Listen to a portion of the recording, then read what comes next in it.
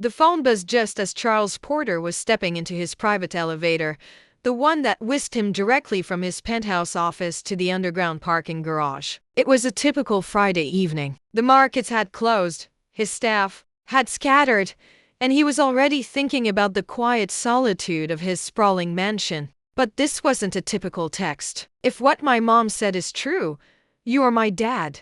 The message was simple. No greeting, no signature, no context, just those words. Charles stared at the screen. The light from his phone seemed harsher in the dim elevator. He didn't move. He didn't breathe. The elevator hummed softly as it descended, but the noise felt distant, like a faint echo in his ears. For a man who controlled billions, who thrived on handling chaos, this was different. He wasn't in control now. His mind raced, trying to make sense of it. A prank? A scam? Or something else? By the time the elevator reached the garage, Charles had read the text a dozen times. His driver opened the door to the waiting car, but Charles waved him off. "I need a moment," he muttered, pacing in the cool, dimly lit garage. The name Dad stuck in his brain like a splinter. He didn't have children. He had made sure of it. No messy divorces.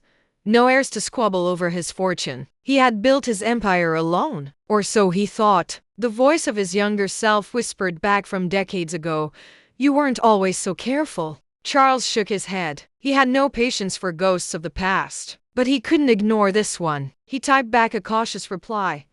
"Who is this? What are you talking about?" The response came almost immediately. "My name is Malik. My mom is Janice. She said you'd try to deny it, Janice." The name hit him like a slap. He remembered her vividly. It was 24 years ago in Atlanta. He was fresh out of college, still working odd jobs and trying to find his way. She had been magnetic, beautiful, confident, with a laugh that could light up a room. They had been together for a few wild months, but when his ambitions pulled him to New York, their lives had diverged. He hadn't looked back. And now, apparently, she had a son. "My son?" Charles sank into the back seat of the car, his heart thudding in his chest. He could feel the judgment in Malik's words, even through the screen. He'd always prided himself on being untouchable, invulnerable. But this was personal. He typed again, his hands trembling. "I need proof. This is a serious accusation." Over the next few days,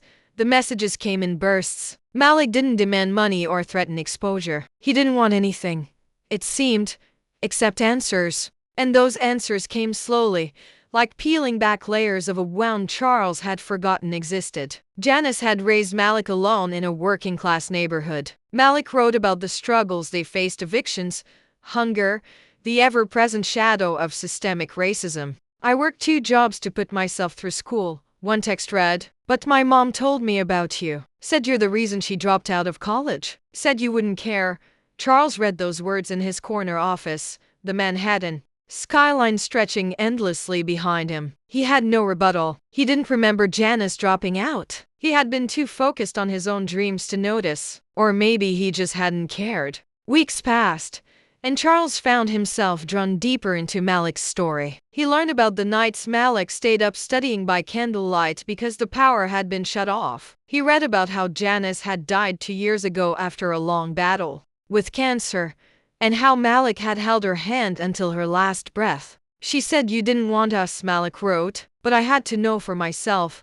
The words cut Charles more deeply than he expected. He wasn't sure if it was guilt or something else, something heavier. One evening, he found himself scrolling through Malik's social media. There were photos of a young man with warm brown eyes and a determined smile. He was 24 now, the same age Charles had been when he left Atlanta. The resemblance was uncanny. And then there was the unmistakable pang in Charles' chest, the one he hadn't felt in years: regret. Finally, Charles made the decision he had been avoiding. He called his lawyer and arranged for a DNA test. The results came back 2 weeks later, delivered in a slim envelope to his office. He opened it alone, his hands trembling. 99.9% probability. The meeting was set for the following Saturday, in a quiet cafe halfway between Malik's neighborhood and Charles' world. Charles arrived early, his tailored suit feeling oddly out of place in the modest surroundings. He ordered coffee but didn't drink it. His eyes were fixed on the door. When Malik walked in, Charles knew immediately. There was no denying it. Now, Malik had his eyes, his jawline, but there was also something more, a strength, a resilience that Charles couldn't take credit for. Malik sat down across from him, his expression guarded. He didn't reach out for a handshake, and Charles didn't offer one. "I didn't know," Charles said finally, breaking the silence. His voice was steady, but his chest felt like it was caving in. "I didn't know about you." Malik's eyes burned with quiet anger, but he didn't raise his voice. "That's convenient, isn't it?" The conversation was raw, unfiltered. Malik told Charles about the years of struggle, the pain of growing up without a father, and the anger he had carried for so long. Charles listened, his walls crumbling with each word. For the first time in his life, he had no defense, no carefully crafted strategy. He was just a man who had made mistakes that had cost others dearly. When Malik finished, there was a long silence. "What now?" Charles asked quietly. Malik stared at him, his expression unreadable. "I don't know. I don't need your money. I don't need your pity. I just needed to look you in the eye." As Malik stood to leave, Charles felt a pang of desperation. He couldn't let it end like this. "Wait," he said. "I know I can't undo the past, but maybe I can be there now."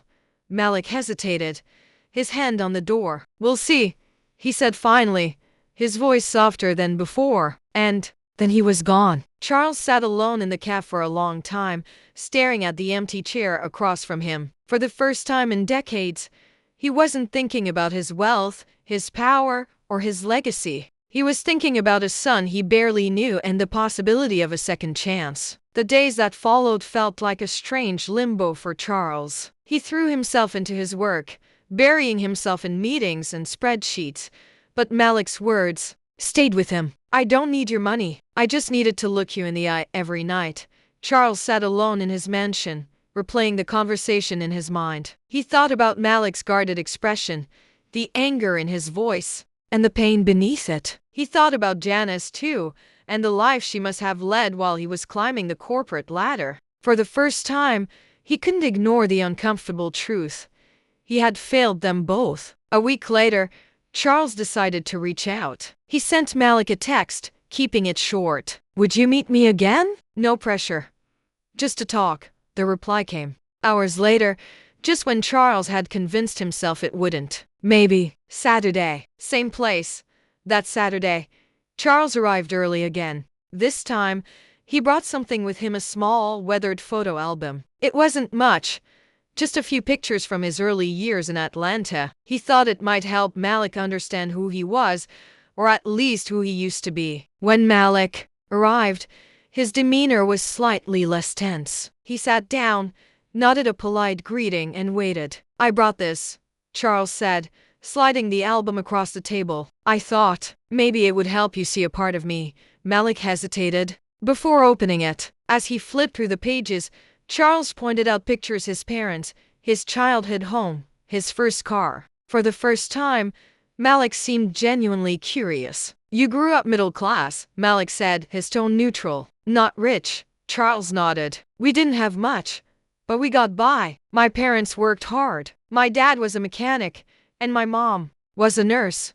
Malik looked up. "So, what made you leave all that behind? What made you think it was okay to leave her behind?" The question hit Charles hard. He leaned back in his chair, staring at his hands. "I was young," he said finally. "Selfish. I wanted more than what I had, and I thought I had to leave everything behind to get it. I didn't realize what it would cost." The conversation slowly shifted. Malik started sharing more about his own life, his struggles, his successes, his dreams. He talked about his work as a community organizer and how he was trying to make a difference in his neighborhood. Charles listened intently, amazed by Malik's strength and determination. "You've done a lot," Charles said, his voice filled with genuine admiration. "More than I ever did at your age," Malik shrugged. "I had to. Nobody was going to do it for me." Charles felt the weight of those words, the quiet accusation behind them. But there was no malice in Malik's tone, just a quiet truth. Over the next few weeks, They met several more times. The meetings were awkward at first, but slowly, they began to feel more natural. Charles shared stories from his early career, and Malik opened up about his mother, how she had loved to dance, how she had worked double shifts to keep food on the table, how she had never stopped believing in Malik. One day, Malik brought a photo of Janice. She was smiling, her arm draped around a much younger Malik. Charles stared at the picture, a lump forming in his throat. He could still see the woman he had loved, even after all these years. "I'm sorry," Charles said, his voice cracking, "for everything." Malik didn't respond right away. He just nodded, his expression softening. Months passed, and their relationship began to take shape. It wasn't perfect. There were still moments of tension, unspoken questions, and unresolved pain. But there was also progress. Charles started visiting Malik's neighborhood, meeting the people he worked with, and learning about the challenges they faced. One day, Charles made a bold proposal. "I want to invest in your community," he said. "Build a center, fund programs. Whatever you think would help." Malik stared at him, his eyes narrowing. "Why? To make yourself feel better?" Charles shook his head. "No, because I see now what I should have seen years ago. I can't change the past, but maybe I can do something good now."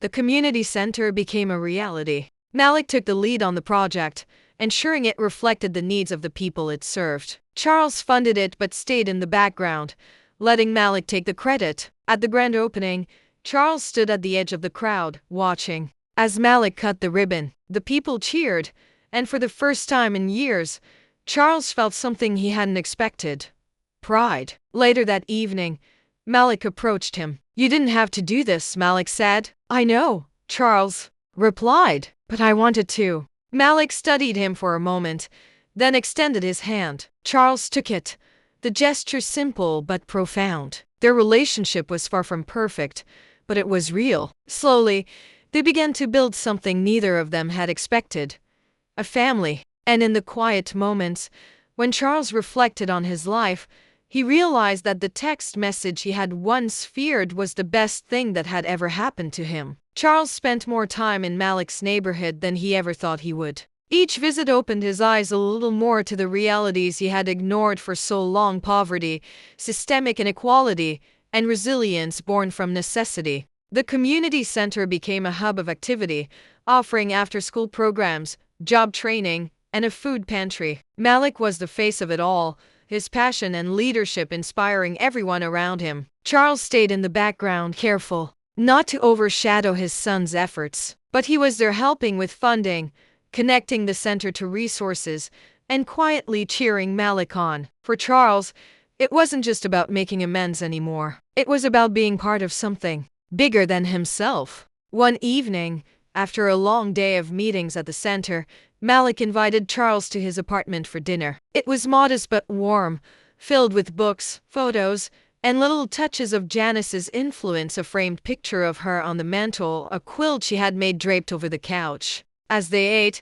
Malik spoke about his plans for the future. He wanted to expand the center, create scholarships for local students, and start programs to address housing insecurity. "You've got big dreams," Charles said with a small smile. "Guess I got that from you," Malik replied, his tone teasing but not unkind. The words caught Charles off guard. He realized that, despite everything, Malik had found a way to accept him, or at least a version of him that was trying to do better. Months turned into a year, and their relationship continued to grow. They weren't just repairing the past, they were building a future together. Malik even began to introduce Charles to his friends as "my dad," a title Charles wore with quiet pride and immense gratitude. One day, Malik asked Charles to speak at an event at the center. It was a fundraiser, and Malik thought his father's presence would draw attention and donations. "I don't want to make it about me," Charles said hesitantly. "This is your work.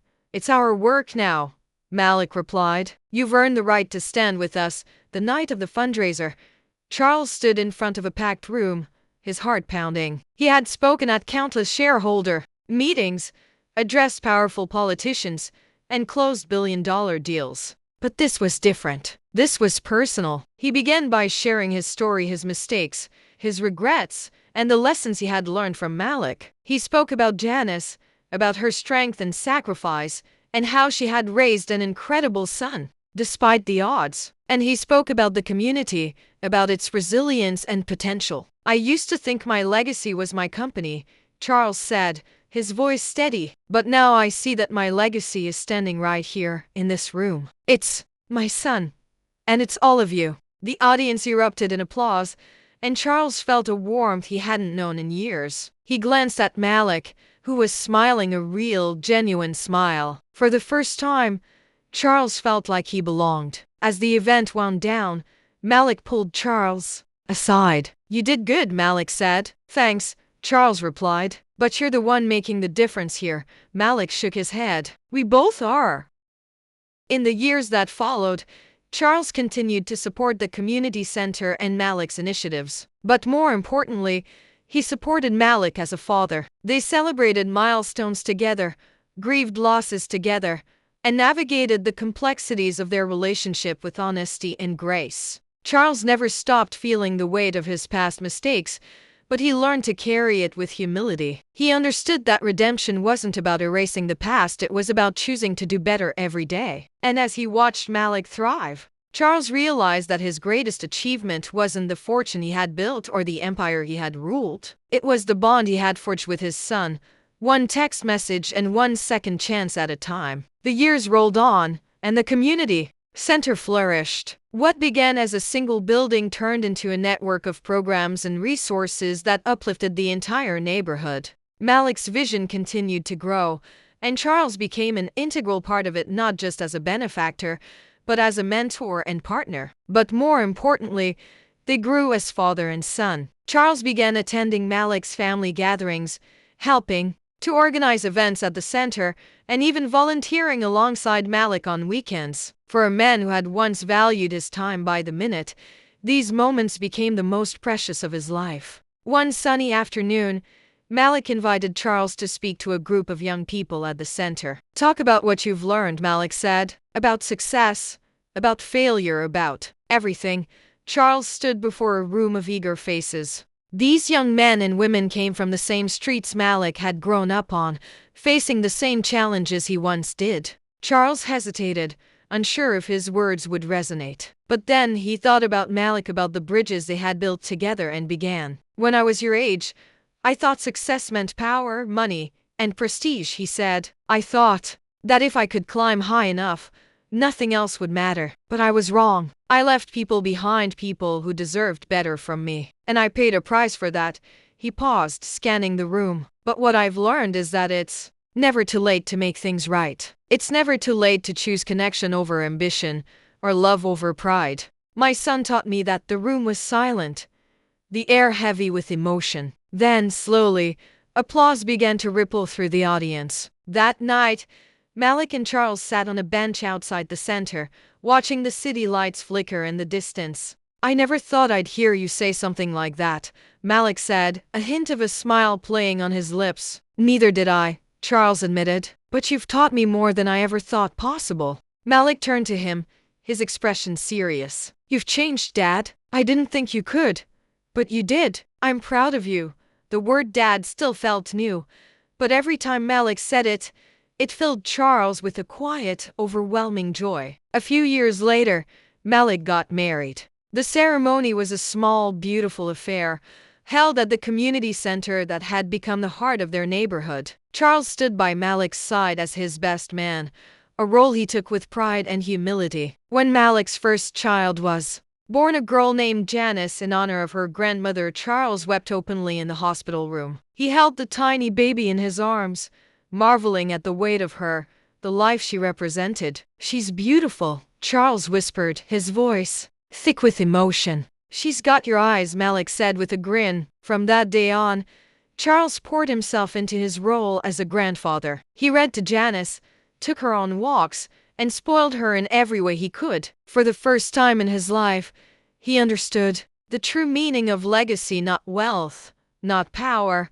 but love passed from one generation to the next. Full circle years later, as Charles neared the end of his life, he reflected on the journey that had brought him to this point. He had lived two lives, one defined by ambition and selfishness, and another shaped by connection and redemption. In his final days, he wrote a letter to Malik, one he hoped would convey everything he hadn't been able to say in words. Dear Malik, when I first received your text message, I was afraid, not of you, but of facing the man I used to be. I had spent my whole life running from my past, convincing myself that my success could erase my mistakes. But you showed me the truth that real success is measured by the lives we touch and the love we give. You gave me a second chance, one I didn't deserve but will always cherish. Because of you, I found meaning in my life. You taught me what it means to be a father, a partner, and a man worth remembering. Thank you for letting me into your life. Thank you for making me better. With all my love, Dad. When Charles passed, the entire community came together to celebrate his life. Holding Janice in his arms, my dad wasn't perfect, he said, his voice steady. But he taught me that it's never too late to change. And because of him, I'll never stop believing in second chances. As the crowd applauded, Malik looked up at the sky, a quiet smile on his face. We did it, Dad, he whispered. We did it. Hey there, if this story moved you, don't forget to hit subscribe to join me for more powerful, real-life stories that spark change and inspire strength. Together, we can explore stories of resilience, justice, and the moments that make a difference. Your support helps amplify voices that need to be heard, so let's grow this community of change makers. Click subscribe now, and let's continue this journey together.